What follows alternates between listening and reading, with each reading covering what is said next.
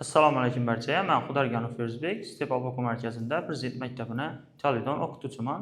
Agarda siz ham farzandingizni Prezident maktabini tayyorlantirib turgan bo'lsangiz, bizning bepul onlayn darslarimiz orqali farzandingizning bilimini boyitib borishingiz mumkin.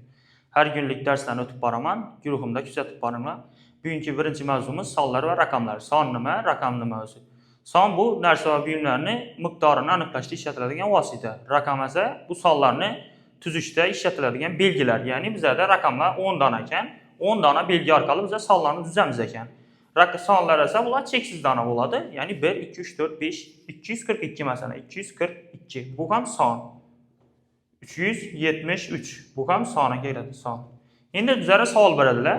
7 sonmi yoki raqammi deb. 7 bu yerda ham sonni bildiradi, sonni ham raqamni bildiradi. Raqam. Endi biz sanoq sonlar tushunchasi bilan tanishamiz. Demak, sanoq sonlar bu narsa va buyumlarni sanashda ishlatiladigan sonlar. Bizda bir xonali sanoq sonlar 9 dona, ya'ni 1, 2, 3, 4, 5, 6, 7, 8, 9 esa ikki xonali sanoq sonlar, ya'ni bir xonallar 9 ta bo'lsa, ikki xonallar eng katta ikki xonali son bu 99 bo'ladi. 99 dan bir xonallarni chiqarib tashlagan bo'lsak, 90 ta ikki xonali sanoq sonlar bo'ladi. Bular 10, 11, 12, 13 va hokazo 99 esa bo'ladi. 3 xonali sanoq sonlar necha dona dedi? 3 xonali eng katta son bu 999. 999 dan ayirib tashlagan bo'lsak, bir xonali va ikki xonali sonlarni, demak 99 ekan. 99 ni ayirsak 900 ta bo'ladi. Bular 100, 101, 102, 103 ta 999 esa bo'ladi. Endi raqamlar ko'paytmasi va raqamlar yig'indisini qaraymiz. Demak, raqamlar bizda 0, 1, 2, 3, 4, 5, 6, 7, 8, 9 edi. Bularni qo'shib chiqadigan bo'lsak, hammasi raqamlari, demak 45 chiqadi ekan.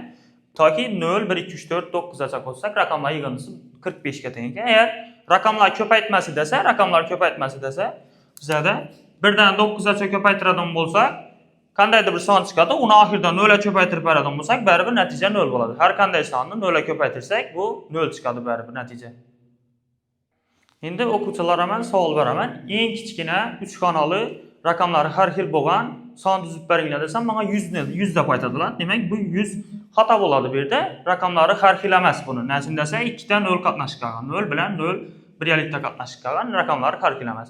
Raqamlari har xil bo'lgan 3 xonali eng kichik son bu 102 bo'ladi. 102. Men sizlarga savol beraman, o'quvchilarga savol beraman. Raqamlari har xil bo'lgan 11 yoki 12 xonali son tuzib berib bilasizmi desam, tuzib keladilar, lekin ichida ko'pchiligi takrorlangan bo'ladi. Nima uchun takrorlangan bo'ladi? Bizda 10 ta raqam bor, bu yerda 10 dona raqam bor.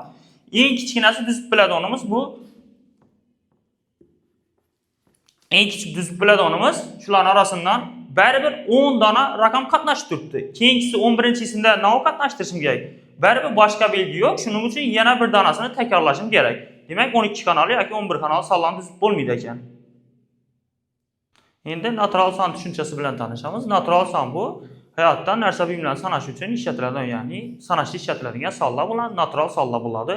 Natural sonlar demak 1, 2, 3, 4, 5, 6, 7 dan boshlanadi. Ko'pchilik aytadi, "Menda 0 ham natural son" deydi. Lekin hech qachon 0 ni sanamaymiz biz. Nasib desa 1 kursi, 2 kursi, 3 kursi deb sanab boshlaymiz. 0 kursi deb boshlamaymiz.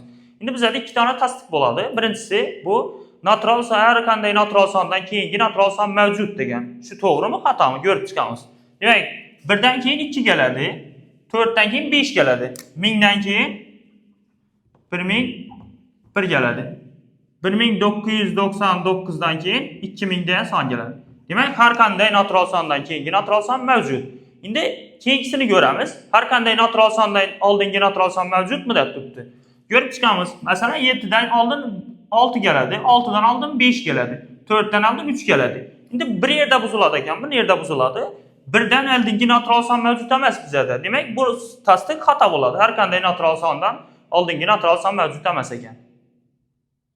Endi biz tartib son bilan sanoq sonning farqini ko'rib chiqamiz. Ko'pchilik o'quvchilar aytadi, tartib son bilan sanoq son ikkisi bir deb aytadi, lekin buni farqini ko'rsataman hozir sizlarga. Masalan, stol ustida 6 dan olma turgan bo'lsa, men o'quvchilarga aytaman, 6 ta olmani olib ket desam, 6sini ham olib ketadilar. Endi men aytsam, 3-chi olmani olib ketdigan bo'lsa, ular sanab turib, birinchidan 3-chi bir dona olmani olib ketadilar. Demak, tartib son bu qaysi o'rnida turganini bildiradi ekan.